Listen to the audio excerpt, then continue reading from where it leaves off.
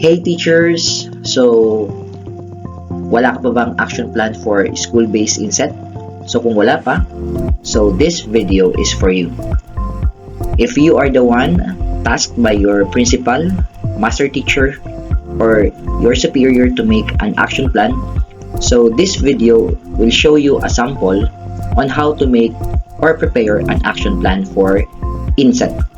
So meron din po tayong ginagawang action plan for LAC or Learning Action Cell. Na-upload na po natin to sa ating previous video. So kung gusto niyo po yung i-check, i-browse lang po yung ating channel. Okay, so going back to our topic.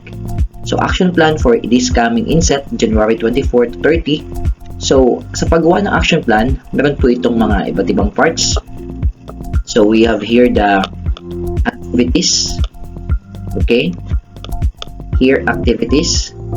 We have here the time frame. We have also the persons involved, materials needed, and the mode of verification or MOV. So ito po na activities ay nahahati sa tatlo. Pre-implementation, ibig sabihin ano yung mga gagawin nyo bago yung inset, actual inset. So andyan po yung mga activities, yung mga parts, or kung ano yung mga nilalaman.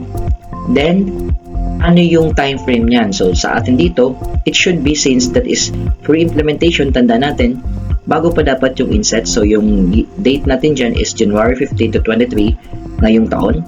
Then the persons involved, pwede nyo po itong dagdagan kung may mga others pa kayo na kasama in preparing this. Then materials needed, then MOV. Of course, may kasama tayo dyang attendance sheet, pictonarrative, letter of invitation, of course, for our resource speakers.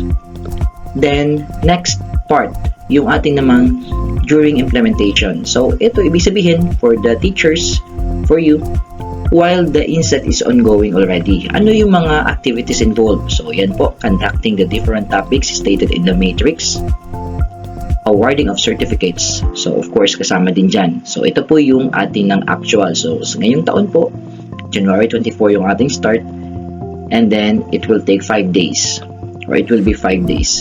Then persons involved, the materials needed, and the mode of verification. Lastly, after the activity, of course dapat may post-implementation. Lagi naman yan, evaluation.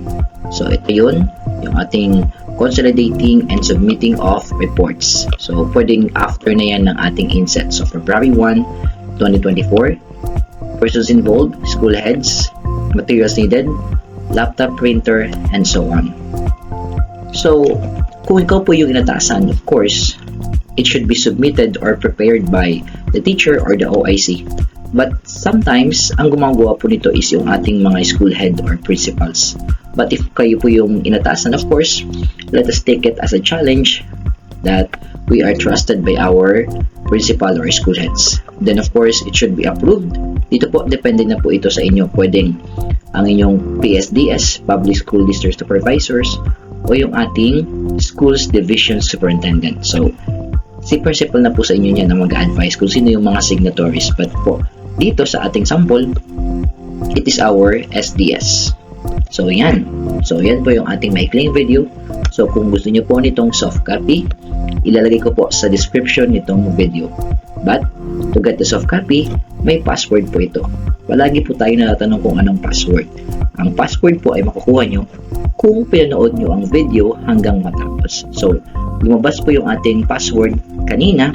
So, kung nanood kayo, makukuha nyo agad. Ang password po ay lalagay once na makuha yung link ng soft copy sa description. Again, to get the soft copy, i-check yung description ng ating video. Click nyo lang po yung title dyan sa baba. Then makikita nyo po yung description na nandun yung link ng soft copy. Pag click nyo yun, hihingan kayo ng password. Nasaan ang password? Sa video pong ito. So, ganun lang po kadali. So, thank you for watching and see you in our next vlog and or upload. Good luck!